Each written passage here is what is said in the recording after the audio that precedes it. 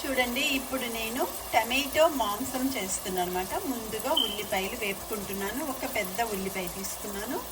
ఒక గరిటెడు నూనె వేసుకొని ఆ ఉల్లిపాయ ముక్కలు వేపుకుంటున్నాను. ఇప్పుడు దాంట్లో కొంచెం సాల్ట్ వేస్తున్నాను. ఇప్పుడు దీంట్లో కొంచెం పసుపు, ఆనియన్స్లో ఒక స్పూను అల్లం వెల్లుల్లి పేస్ట్. ఇప్పుడు ఒకసారి శుభ్రంగా కలుపుకుందాం. బ్రౌన్ కలర్ వచ్చే వరకు ఆనియన్స్ వేగనివ్వాలి.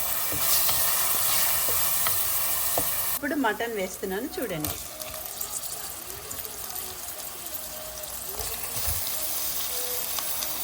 ఇప్పుడు ఒకసారి శుభ్రంగా కలుపుదాము. అల్లం వేసాము కదా, కొంచెం మటన్ అల్లం దాంట్లో మగ్గాలి. ఒక 10 నిమిషాలు మగ్గ పెట్టాక టమాటో ముక్కలు వేస్తాను చూడండి. టమాటో మటన్ కర్రీ చేస్తున్నాను. ఇప్పుడు శుభ్రంగా కలిపేస్తున్నాను. ఇప్పుడు ఈ మటన్ ఒక 15 నిమిషాలు మగ్గాలి. అది మూత తీసి చూద్దాం మటన్ ఎట్లా అయిందో. చూడండి, శుభ్రంగా మగ్గింది. అల్లం వెల్లుల్లి పేస్ట్లో ఉల్లిపాయలు వేగాయి కాబట్టి శుభ్రంగా మటన్ కూడా మగ్గింది. ఇప్పుడు ఇందులో నేను ఏం వేస్తానో చూడండి. టమాటో మటన్,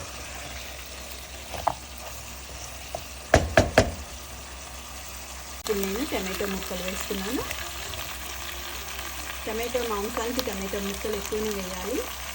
టమాటోస్ ఎక్కువ వేస్తేనే రుచిగా ఉంటుంది. టమాటో మటన్ కర్రీకి ఇప్పుడు కారం కూడా వేస్తున్నాను. కొంచెం కారం ఎక్కువ వేస్తేనే రుచిగా ఉంటుంది మటన్ కర్రీ. చూడండి, ఇది ఒకసారి శుభ్రంగా కలిపేస్తాను అన్నమాట. చూడండి, అంత శుభ్రంగా కలిపేసుకున్నాను. ఇప్పుడు కుక్కర్ మూత పెట్టేసి ఒక 3 విజిల్స్ వస్తే చాలు. 3 విజిల్స్ వచ్చాక మటన్ కర్రీ మూత తీసి చూపిస్తున్నాను. చూడండి ఎంత బాగా అయిందో. ఒక్క చుక్క కూడా నీళ్ళు వేయలేదు. మటన్ కర్రీ రెడీ అయిపోయింది. Tomato mutton. ఇప్పుడు ఇందులో కొత్తిమీర వేసి తీయడమే. శుభ్రంగా ఒకసారి కలిపేసి స్టవ్ ఆఫ్ చేయడమే. చూడండి, ఒక్క చుక్క నీళ్ళు లేకుండా ఉట్టి టమాటాలతో మటన్ కర్రీ రెడీ అయిపోయింది.